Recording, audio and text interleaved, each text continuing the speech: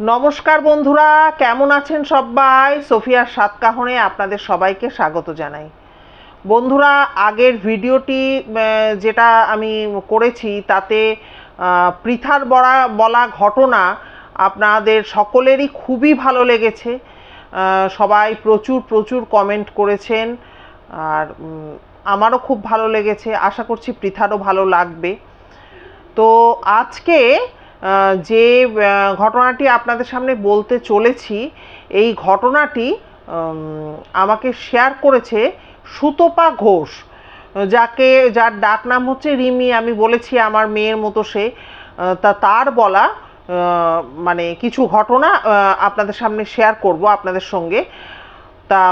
তার আগে বলি যে এত প্রচণ্ড গরম, সেটা তো আপনারাও ফিল করছেন যারা বাংলায় রয়েছেন। আর বাইরে কি অবস্থা, আমার বাইরের যে সমস্ত বন্ধুরা রয়েছে তাদের কি অবস্থা, গরমে তারা কেমন আছেন, বা কোথা থেকে শুনছেন, বা গরম কীরকম পড়েছে, অবশ্যই কিন্তু একটু কমেন্ট করবেন, তাতে জানতে পারবো যে অন্যান্য জায়গার কি পরিস্থিতি। তো যাই হোক, সুতপা ঘোষ সে আমায় অনেকগুলো ছোট ছোট টুকরো টুকরো অনেকগুলো ঘটনা শেয়ার করেছে। তা অনেক দিন হয়ে গেল করেছে, এবার ও তো একদম আমার নিজের কাছের, ওই জন্য যাদের ঘটনা যারা পাঠাচ্ছেন তাদের চটপট সেগুলো বলে দিচ্ছি। ওর ঘটনাগুলো আমি জমিয়ে রেখেছিলাম, তা আজকে কয়েকটা ঘটনা নিয়ে বসেছি। তা প্রথম যে ঘটনাটা, সুতপা অর্থাৎ রিমির শ্বশুরমশাই যখন মাত্র 7 বছর বয়স, তখন কিন্তু ওনার মানে বাবা মারা যান, এবং ওনারা হচ্ছে 2 বোন এবং 1 ভাই। তা শ্বশুরমশাই ছিলেন বড়, আর তার পরের যে বোন তার বয়স হচ্ছে ওই 5 বছর মতো ধরুন, একদমই মানে 2 বছরের গ্যাপ এরকম ছিল। আর তারপরের যে বোনটি তার তখন ওই 2 থেকে 3 বছর বয়স। কি প্যাথেটিক দেখুন। এবারে এই তো বাবা মারা যাওয়ার পর ওনাদের কিন্তু ওর মানে এই রিমির যে শ্বশুরমশাই তার মানে বাবার কিন্তু পৈতৃক সম্পত্তি প্রচুর ছিল, কিন্তু ওই যা হয় ভাগ বাটোয়ারা হ্যান ত্যান। তারপরে এমন এমন অনেক জায়গায়, যদি আমি এদের কথা বলছি না, অনেক অনেক জায়গায় আমি দেখেছি যে একটা ঠকাবার প্রবণতা থাকে। হ্যাঁ, পরিবারের মধ্যেই কোনো ছেলেকে বা কোনো মেয়েকে ঠকাবার প্রবণতা থাকে। যদিও এটার থেকে মানে এই কথাটা যে বললাম, আমার থেকে ভালো এই ব্যাপারটা কেউ জানে বলে আমার মনে হয় না, মানে চাক্ষুষ করা পুরো। তো যাই হোক, তা তখন ওনারা তো খুবই অসহায় অবস্থা, মানে শ্বশুরমশাইয়ের যিনি মা তার খুবই অসহায় অবস্থা, 3-3টে ছোট্ট ছোট্ট বাচ্চাকে নিয়ে কি করবেন না করবেন ভেবে পাচ্ছেন না। সেই সময় কিন্তু দেবদূতের মতো ওনার পাশে এসে দাঁড়ান ওনার বোন, অর্থাৎ রিমি শ্বশুরমশাইয়ের মাসি। তিনি এসে দাঁড়ান, কারণ মেসোমশাই বা মাসি এনারা এদেরকে খুবই ভালোবাসতেন। তো এই মাসির বাড়িতে এই রিমি শ্বশুরমশাই, তার 2টি বোন, তার মা, সবার কিন্তু ওখানে আশ্রয় হয়। তো যাই হোক, ওনারা তো ওখানে আশ্রয় পেয়েছেন। তা রিমির যে শ্বশুরমশাই তিনি কিন্তু প্রথম থেকেই ওই দাদাভাই খুব ডাকাবুকো টাইপের ছিলেন, এবং এক কথায় বলতে গেলে ডান পিটে ছিলেন। কারণ মুখে বলার থেকে উনি হাত ফাত চালিয়ে দিতে পছন্দ করতেন। তারপর সব থেকে বড় কথা, একটু জেদি ছিলেন, তেজি ছিলেন, কারো কথা না শোনা, এই ব্যাপারগুলো কিন্তু ওনার মধ্যে মানে ভরপুর ছিল।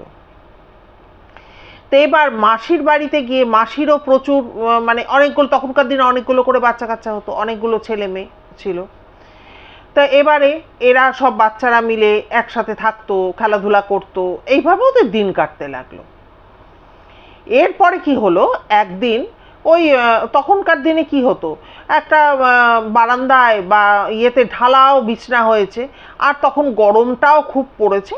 তো ওই ভাই বোনেরা ওইখানে শুতো, আর মাসি টাসি ও সবাই মিলে একসঙ্গে ওই ঢালাও বিছনা করে ওখানে শোয়া হতো বাড়ির মধ্যে। তো এইবার ওই বারান্দার শেষ প্রান্তে ছিল একটি সিঁড়ি। তা প্রথম দিন ওরকম যখন বিছনা টিছনা করা হচ্ছে, তখন ওই মাসি, ওনার নাম ছিল তারা মাসি। তো ওই তারা মাসি বলছে, মানে ওই রিমি শ্বশুরমশাইকে বলছে যে বাবা লক্ষ্মী সোনা, তুই না ওই সিঁড়ির কাজটা শুস না। তো এবারে বলছে যে তুই ওই সিঁড়িটাকে মানে ছেড়ে শো, সিঁড়ির সামনেটা ওইভাবে শুস না। এবারে এই মানে রিমির শ্বশুর, বললামই তো ছোটোবেলা থেকে এরকম ডান পিটে কথা না শোনা অভ্যাস ছিল। উনি তখন বলছে কেন শোবো না? হ্যাঁ, তখন বলছে যে না, যাওয়া আসার রাস্তাটা তো দিতে হবে, যাওয়া আসার রাস্তাটা রেখে শো। তখন উনি তো ব্যাপারটা ছোট হলেও ক্যাচ করেছেন যে যাওয়া আসার রাস্তা দিতে হবে কাকে। আর কারণ কি, প্রচণ্ড কিউরিওসিটি, তারপরে কি বলবো, একটা বেপরোয়া ভাব, কারো কথা না শোনা, এগুলো ডান পিটে, এগুলো তো ছিল ওনার মধ্যে। তখন বলছে যে সে তোকে শুনতে হবে না, তুই ওখান থেকে সরে শো। তা উনি কথাটা তো শোনার তো পাটবালাই নেই, উনি ওই সিঁড়ির সামনে যেমন শোয়ার উনি শুয়েছেন। এবার শুয়ে ঘুমিয়ে পড়েছে, সবাই ঘুমিয়ে পড়েছে।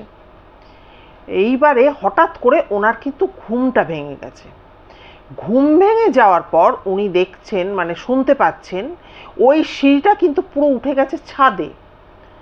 উনি শুনতে পাচ্ছেন ছাদের মধ্যে গড়গড় গড়গড় করে একটা কিছু বলের মতো, যেটা গড়িয়ে গড়িয়ে ছাদময় ঘুরছে, এবং কেউ একটা ওটাকে যেমনভাবে ফুটবল খেলে সেইভাবে পা দিয়ে দিয়ে ফুটবল খেলছে, আর সে ছুটে ছুটে ফুটবল খেলছে, আর ওই গড়গড় গড়গড় করে আওয়াজ হচ্ছে। তো ঠিক আছে, সেই রাতটা তো কেটে যায়। পরের দিন সকালবেলা মাসিকে তো জিজ্ঞাসা করেছে যে মাসি, ওখানে রাত্রিবেলা ছাদে কে যেন ওরকম ফুটবল খেলছিল, গড়গড় করে আওয়াজ হচ্ছিল। তখন মাসি বলে যে ও কিছু না, ওটা কোনো ব্যাপার না, শুনতে পাইনি তো, মানে এড়িয়ে যায় মাসি আর কি। কিন্তু এনার তো ভীষণ কৌতূহল তৈরি হয়ে যায় যে না, আমি পরিষ্কার শুনেছি রাত্রিবেলা ছাদে কেউ ফুটবল খেলছিল। আর ছেলে তো, ছেলেরা সাধারণত ফুটবল খেললে তারা তো বুঝতে পারবেই যে কেউ একটা ছুটোছুটি করছে এবং বলের মতো কিছু একটা গড়িয়ে গড়িয়ে যাচ্ছে দুমদুম করে। তো পরের দিন আবার ওই রাত্রিবেলা খাওয়া দাওয়া হয়ে গেছে, এবার তো সবাই শুয়ে টুয়ে পড়বে। তো শোয়া ওরম বিছনা পরপর করা হয়েছে, আবার শুয়ে পড়েছে। তখন বলছে যে শোন না বাবা, ওই ওই জায়গাটা ছেড়ে শো, যে যাবে তাকে তো জায়গা দিতে হবে, এরকমভাবে মাসি বলেছে, তারা মাসি। তখন উনি আবার তো সেই শুনবেন না, যে আমি ওইখানেই শোবো, দেখি কে কি করে, এরকম ব্যাপারটা আর কি, ওরমভাবে শুয়েছে। তো ঠিক আছে, পরের দিনও সেই রাত্রিবেলা হঠাৎ করে ঘুম ভেঙে গেছে, আর একদম যেহেতু সিঁড়িটার থেকে ছাদটা উঠে যাচ্ছে, সিঁড়িটাই উঠে যাচ্ছে ছাদে, একদম সিঁড়ির কাছে শুচ্ছে, সেহেতু তার ঘুম ভেঙে যাচ্ছে রাত্রে ওরকম আওয়াজে, গড়গড় গড়গড় করে ছাদময় এরকম একটা আওয়াজ হচ্ছে, আর কেউ একটা ছুটোছুটি করে খেলছে, বুঝতে পারছে। তো পরের দিন উঠে আবার মাসিকে জিজ্ঞাসা করেছে, মাসি তো কিছুতেই কিছু বলছে না। তখন ওই মাসতুতো যে ভাই বোনেরা ছোট ছোট, তাদেরকে জিজ্ঞাসা করেছে। তখন তারা বলছে যে হ্যাঁ, আমরাও শুনি, কিন্তু মাকেও অনেকবার জিজ্ঞাসা করাতে মাও কিন্তু আমাদেরকে কিচ্ছু বলেনি, মা কিছু বলতে চায় না। তো যাই হোক, সেদিনটাও কেটে গেছে। তারপরের দিন এবারে ওরকম বিছানা করা হয়েছে, খুব গরম। উনি কি করেছে, সিঁড়িতে ওঠার জন্য যে প্রথম ধাপটা, ওইখানে কিন্তু পুরো গিয়ে শুয়েছে। এ মাসি তো বারণ করতেই থাকে, কিন্তু উনি কারো কথা শোনেনি, আমি এইখানেই শোবো, দেখি আমায় কে কী করে, সেই একই কথা। এইবারে তো ওখানে গিয়ে উনি শুয়েছেন। এবার সবাই ঘুমিয়ে পড়েছে। এবার যখন তন্দ্রা মতো এসছে, হঠাৎ করে বাবা গো মা গো করে বিকট চিৎকার, এবং ওদিন কিন্তু উনি বেশ মানে সজাগ ছিলেন যে আজকে কাউকে কিছু বলবো না, মাসিকেও বলবো না, চুপি চুপি ছাদে উঠে দেখবো যে কে ফুটবল খেলছে। এবার বাচ্চা ছেলে তো, ঘুম এসে গেছে, ঘুমিয়ে পড়েছে। হঠাৎ করে বাবা বউ মা গো করে বিকট চিৎকার, তো বাড়ির সবাই তো উঠে পড়েছে। এবারে যখন সবাই উঠে পড়েছে, সবাই তো জিজ্ঞাসা করছে, আর ও তো কাঁদছে, বাচ্চা ছেলে। তখন বলছে কি হয়েছে কি হয়েছে? তখন বলছে যে কেউ একটা আমাকে এমন মানে সপাটে লাথি বলে, সপাটে আমাকে লাথি মেরে ফেলে দিয়েছে। এবং উনি নিজেও দেখছেন যে, এবং সবাই দেখছে যে শুয়েছিল সিঁড়ির একদম মানে সিঁড়ি দিয়ে উঠতে ওই প্রথম ধাপটাতে, সেইখান থেকে ছিটকে অন্যত্র গিয়ে পড়েছে। এবারে ওনার মা তো খুব ভয় পেয়ে গেছে। মাসি কিন্তু ব্যাপারটা জানতেন, তিনি অতটা ঘাবড়াননি, কিন্তু এরা তো সেখানে নতুন, স্বাভাবিক, বাবা নেই, আর মাও তো ভয় পেয়ে গেছে ছেলের কি হয়ে গেল। যাই হোক, উনি তো কান্নাকাটি করতে থাকেন। ভোর হয়, তারপরে তো আবার মাসির কাছে ছুটে যায়, গিয়ে বলে মাসি তোমাকে আজকে বলতেই হবে কি ব্যাপার। তখন মাসি বলেন যে এই বাড়িটায় মানে বাড়িটার একদম পাশে একটা বিরাট বড় বেল গাছ আছে। বেল গাছটা অর্ধেকের বেশি কিন্তু ওই বাড়িটার উপর ঝুঁকে পড়েছে, মানে ঝুলে রয়েছে। এবং যখন এনারা এই বাড়িটা কেনেন, তখন আশেপাশের মানে লোকজনকে ওনারা জিজ্ঞাসা করেন যে, আর এই ব্যাপারটা যেহেতু ভদ্রমহিলা বুঝতে পারেন যে কিছু তো একটা হচ্ছে, ছাদে ওরকম আওয়াজ হচ্ছে, এই হচ্ছে সেই হচ্ছে, তখন আশেপাশের লোকেরা বলেছে যে এটা হচ্ছে ব্রহ্মদৈত্য করে, যেটা আমি এর আগেও একটা এপিসোডে বলেছিলাম, আপনাদের মনে করে দেখবেন, ব্রহ্মদত্তী। সেই ব্রহ্মদত্তী নাকি ওইখানে বাস করে ওই বেলগাছে। এবং যাদের এই বাড়িটা ছিল, পুরনো বাড়িটা, মানে মাসিরা তো পরে কিনেছে, কিন্তু বাড়িটা আসল যাদের ছিল, সেই বাড়ির একটি ছেলে নাকি পৈতে হওয়ার পর সে কোনোভাবে বেরিয়েছিল, বা তার কোনোভাবে অ্যাক্সিডেন্ট হয়েছিল, কিছু একটা হয়েছিল। কিন্তু আশপাশের লোকজনেরা বলে যে দেখুন, ওই ছেলেটির ওই বেলগাছেই থাকে, এবং রাত্রিবেলা ওই গাছের বেল পেড়ে ওই গড়গড় গড়গড় করে, ওই যে অত ভারী একটা দুমদুম মাঝে মধ্যে হচ্ছে, গড়গড় গড়গড় করে আওয়াজ হচ্ছে, ওই ছাদময় ওই বেল পেড়ে ওই ফুটবলের মতো সে খেলা করে। কারণ পইতে হয়েছে, হয়তো বাচ্চা ছেলে ছিল, হ্যাঁ, সেই অবস্থায় সে মারা গেছে। তার যে স্বাভাবিক যে ব্যাপারটা, সে যেটা করতো সে সেটাই করার চেষ্টা করে। আর খালি আশেপাশের লোকেরা বলে দিয়েছিল যে ভুলেও কিন্তু কখনো ওর যাতায়াতের পথ বন্ধ করবেন না। ও রোজ ওই রাত্রিবেলা আসতো, এসে ওই সিঁড়ি বেয়ে ওপরে উঠে যেত, এবং উঠে গিয়ে ওইখানে ছাদে কিন্তু ওই বেল নিয়ে বলের মতো করে গড়িয়ে গড়িয়ে খেলতো। আর তারপরে তো মাসি গুনিন টুনিন সব কিছু ডেকে কথাবার্তা বলেছেন, তারাও সেই একই কথা বলেছে যে আপনাদেরও কোনো ক্ষতি করবে না, কোনো কারোরও ক্ষতি করবে না, কিন্তু ওর যাতায়াতের পথটা পুরো ক্লিয়ার রাখবেন, যাতে ওইখানটা কোনো বাধা না আসে। আর তখন মাসি জিজ্ঞাসা করেছে, আচ্ছা ওইখানে যদি বেল গাছটাকে আমরা কেটে দিই, বলো তাহলে বরং বিরাট বিপদ নেমে আসবেন, ওটা কিন্তু ভুলেও কাটবেন না, আর ওরও যাওয়া আসার পথ কিন্তু বন্ধ করবেন না। তো যাই হোক, তারপর তো আর কখনো কোনোদিনও রিমি শ্বশুর মশাই ওই সিঁড়ি আটকে কোনোদিনও শোননি, এবং কোথাও কোনোদিনও কোনো ওনার প্রবলেমও হয়নি, সব ঠিকঠাকই ছিল। তাই রিমিকে উনি বলেছেন যে আমি ছোটবেলায় ব্রহ্মদত্তের লাথি পর্যন্ত খেয়েছি। তা এই প্রথম আজকের যে ঘটনাটা, সেই ঘটনাটা কেমন লাগলো অবশ্যই কিন্তু কমেন্ট করে জানাবেন। চলুন তাহলে দ্বিতীয় ঘটনাটা আরম্ভ করি। আচ্ছা, দ্বিতীয় যে ঘটনাটা বলতে চলছে এখন, সেই ঘটনাটাও কিন্তু ওই ব্রহ্মদৈত্যকে কেন্দ্র করি। আমার যতটুকু জানা আছে সেটা আমি আগের ভিডিওতেও আপনাদের সাথে শেয়ার করেছি, যে পৈতে নামক যে ব্যাপারটা, সেটা তো একটা বিয়েরই সমান ধরা যেতে পারে। প্রচুর লোকজন সেখানে অনুষ্ঠানে আসে, এবং অনেক কিছু রিচুয়ালস মানতে হয়। যেমন হচ্ছে যে ঘরে এই মানে পৈতে যার হয়েছে যে সেই ছেলেটি থাকবে, তাকে সেখানে ভিক্ষা মার বা ভিক্ষা বাবাও দেখেছি, ভিক্ষা মাও শুনেছি, তার সাথে থাকতে হবে। হ্যাঁ, 3 দিন, আমি খুব ভুল না করলে 3 দিন সূর্যের মুখ দেখতে পাবে না, নিজের মায়েরও মুখ দেখতে পাবে না, খালি ভিক্ষা মা বা বাবা থাকবেন, আর থাকবেন গুরুদেব, মানে যিনি দীক্ষা পৈতেটা দিলেন, বা বাড়ির যদি কোনো গুরুদেব থাকে সেরকম তিনি থাকতে পারবেন। আর বাইরের লোকের মুখ দেখা টোটাল বন্ধ, তার খাওয়া দাওয়া সব কিছু ওই ঘরে হবে টবে, এই রকম আমরা একটা জেনে এসেছি।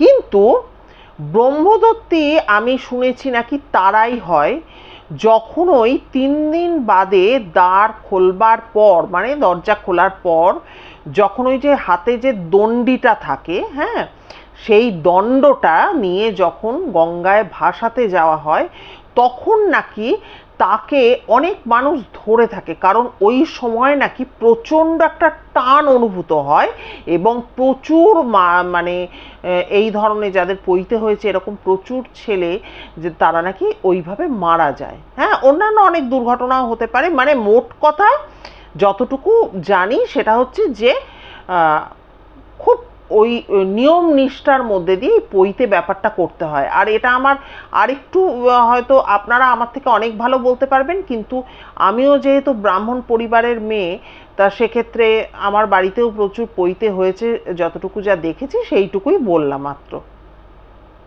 তো ওই রকম রিমি যে আরেকটি ঘটনা শেয়ার করেছে, বা সুতপা ঘোষের আরেকটি ঘটনা যেটা, সেটা হচ্ছে এই ঘটনাটি কিন্তু ওনাদের বাড়ির গুরুদেব, ও নামটা বলেছে, আমি নামটা বললাম না, ওনার মুখ থেকে শোনা। তো ওই গুরুদেবকে রিমি কিন্তু দাদু বলে। তা বলছে ওই দাদুর যখন পৈতে হয়েছিল, সে বহু যুগ আগের কথা, হ্যাঁ, তা তখন কিন্তু ওই লম্ফ জ্বলতো বা প্রদীপ জ্বালানো হতো, সেই সময়কার কথা। তা ওই বাচ্চা ছেলে, তার পৈতে হয়েছে, এবারে কি তাকে তো বদ্ধ একটা ঘরের মধ্যে থাকতে হচ্ছে, ওই ভিক্ষা মা আর ওই গুরুদেব এনারা রয়েছেন, আর ও ছেলেটি রয়েছে।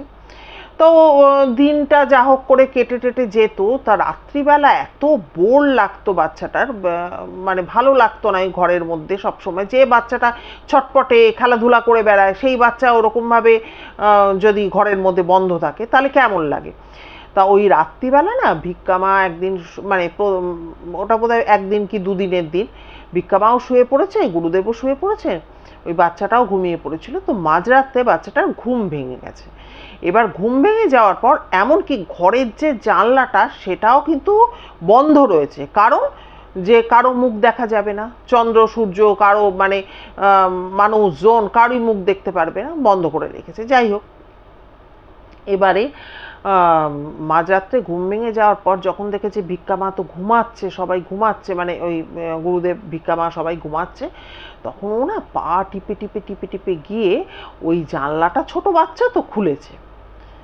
খোলার পর ও সামনে পুকুর ঘাট, ওদিকে দেখছে, দেখছে সাদা ধবধবে ধুতি পরা, মানে কাপড় পরার মতো করে, মানে যেমন আমরা কাপড় বা ধুতি যাই বলুন, ধুতি পরা, এবং গায়ে একটা চাদর, উড়নি যেটাকে আমরা বলি, ধুতি উড়নি, সেইটা দিয়ে একজন, ওই কেউ একজন ওই পুকুর ঘাটে নামছে।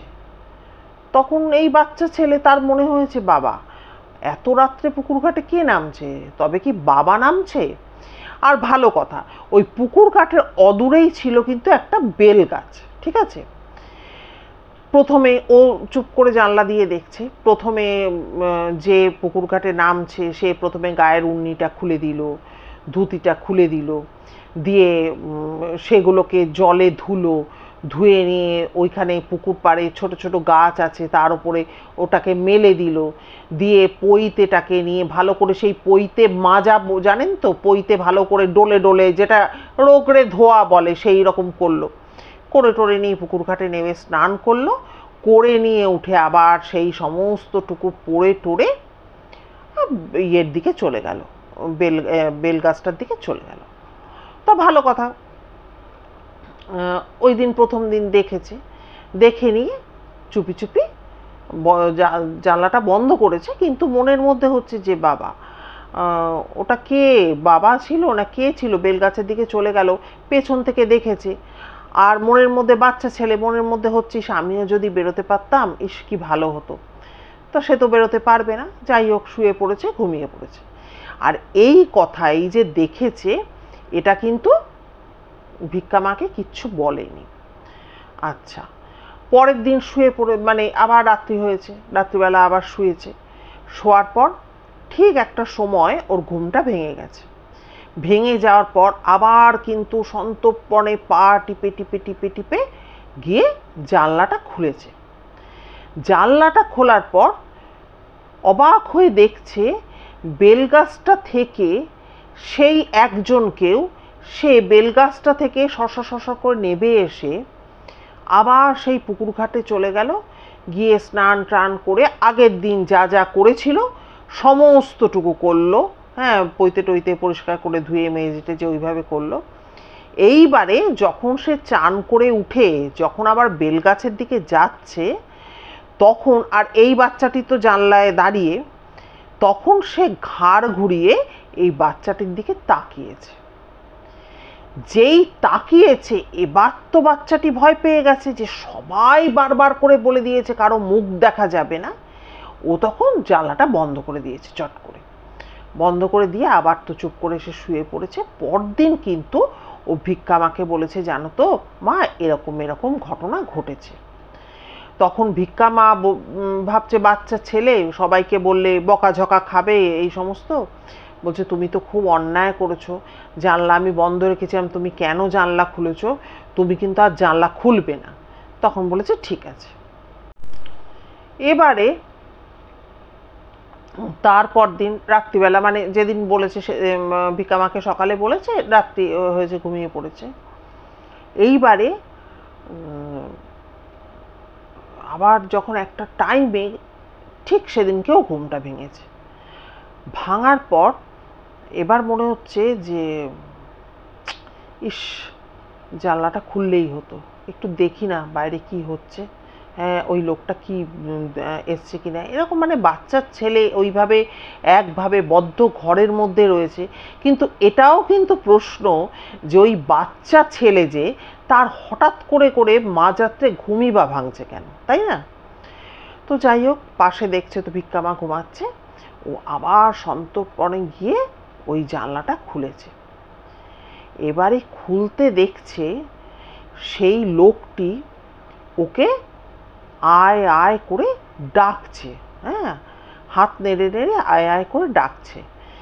এবারে ও না কেমন একটা সম্মোহিত হয়ে গেছে। সম্মোহিত হয়ে গিয়ে ও তখন সবই ভুলে গেছে। ওকে আয় আয় করে যেই ডেকেছে, ও সেই পা টিপে টিপে টিপে টিপে গিয়ে ও দরজা খুলে বেরিয়েছে। এবার আমি তো বললাম যে পৈতে মানে ধরা যেতে পারে একটা বিয়ে বাড়ি, আর গ্রামের দিকে তো প্রচুর আত্মীয় স্বজন, মাসি মেসো পিসি খুড়ি জেঠি সবাই আছে। এবারে ওই বাড়ির যে মাটির দাওয়া বা যেটাকে কি বলবো, মানে উঠান তো একটা আছে, উঠান ভর্তি বিছানা হয়েছে। আর রিমি যেটা বলেছে বারান্দাটাকে দাবা বলে নাকি এরকম কিছু একটা বলে, বাড়ির দাবা, হ্যাঁ ওইখানে সব পরপর বিছনা করে করে সবাই রাত্রে শুয়েছে। এবার ছেলেটি আস্তে আস্তে আস্তে আস্তে সবার পাশ দিয়ে দিয়ে যেতে যেতে একদম দরজার কাছে, মেন দরজার কাছে শুয়ে রয়েছে হচ্ছে ওই ছেলেটির পিসে মশাই, মানে ওই গুরুদেবের আর কি, গুরুদেবের পিসে মশাই শুয়েছিল। এবার পিসে মশাই শুয়ে না, ঘুমের মধ্যে একটা হাত ওনার একটু মানে ছড়ানো বা এগোনো মতো ছিল। ওই বাচ্চাটা হাতের সাথে কিছু একটা টাচ হয়েছে পিসে মশাই।